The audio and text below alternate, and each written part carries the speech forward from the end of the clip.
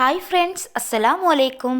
ഇന്ന് ഞാൻ വന്നിട്ടുള്ളത് വളരെ എളുപ്പത്തിൽ ഉണ്ടാക്കാൻ കഴിയുന്ന സ്നാക്സിൻ്റെ റെസിപ്പി ആയിട്ടാണ്. ഇതെങ്ങനെയാണ് ഉണ്ടാക്കുന്നതെന്ന് നോക്കിയാലോ. ഇതിനായിട്ട് ഞാനിവിടെ 3 വലിയ സൈസിലുള്ള ഉള്ളി കട്ട് ചെയ്ത് വെച്ചിട്ടുണ്ട്.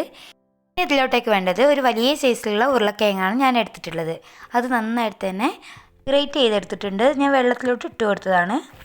ഇനി നമുക്ക് ഈ ഉള്ളിയിലേക്ക് ഗ്രേറ്റ് ചെയ്ത ഉരുളക്കിഴങ്ങ് ഇട്ട് കൊടുക്കാം. ഉരുളക്കിഴങ്ങ് ഇട്ട് കൊടുക്കുമ്പോൾ വെള്ളം നന്നായിട്ട് പിഴിഞ്ഞ് കളഞ്ഞിട്ട് വേണം ഇതിലോട്ടേക്ക് ഇട്ട് കൊടുക്കാനായിട്ട്. പിന്നെ ഇതിലോട്ടേക്ക് വേണ്ടത് 3 പച്ചമുളക് ചെറുതായിട്ട് കട്ട് ചെയ്തത്, ഒരല്ലി കറിവേപ്പില കൂടി ഞാൻ ഇതിലോട്ട് ഇട്ട് കൊടുത്തിട്ടുണ്ട്.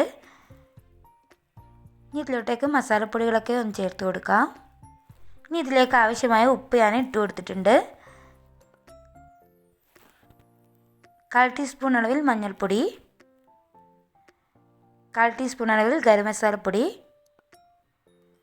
1/4 ടീസ്പൂൺ അളവിൽ കുരുമുളക് പൊടി, 1/2 ടീസ്പൂൺ അളവിൽ മുളക് പൊടി കൂടി ഇട്ട് കൊടുത്തിട്ടുണ്ട്.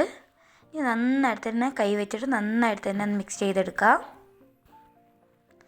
ഇനി ഇതിലോട്ടേക്ക് ഞാൻ അരിപ്പൊടിയാണ് ചേർത്ത് കൊടുക്കുന്നത്.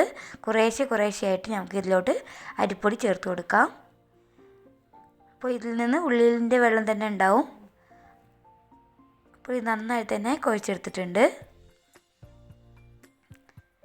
ഇനി നമുക്കിതൊന്ന് മൂടി വെച്ച് കൊടുക്കാം. ഒരു 10-15 മിനിറ്റിന് ശേഷം നമുക്ക് ഇതൊന്ന് ചുട്ടെടുക്കാം.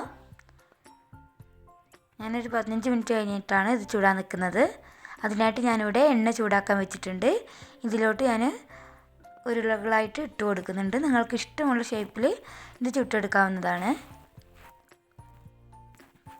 മീഡിയം ഫ്ലെയിമിൽ ഇട്ടിട്ടാണ് ഇതൊന്ന് പൊരിച്ചെടുക്കുന്നത്.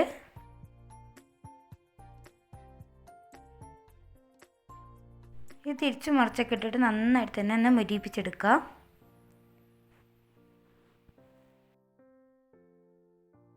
ഇതിപ്പോൾ ഇവിടെ റെഡി ആയിട്ടുണ്ട്. ഇനി ഇതൊന്ന് എണ്ണയിൽ നിന്ന് കോരി മാറ്റാം.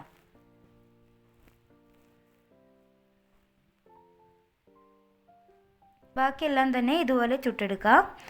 അപ്പോൾ നല്ല ടേസ്റ്റി ആയിട്ടുള്ള റെസിപ്പിയാണ്. നിങ്ങൾ എന്തായാലും ഇതൊന്ന് ട്രൈ ചെയ്ത് നോക്കുക. ഇഷ്ടപ്പെട്ടാൽ ലൈക്ക് ചെയ്യാനും കമൻറ്റ് ചെയ്യാനും സബ്സ്ക്രൈബ് ചെയ്യാനും മറക്കരുത്. മറ്റൊരു വീഡിയോയുമായി വീണ്ടും കാണാം. Okay, bye bye.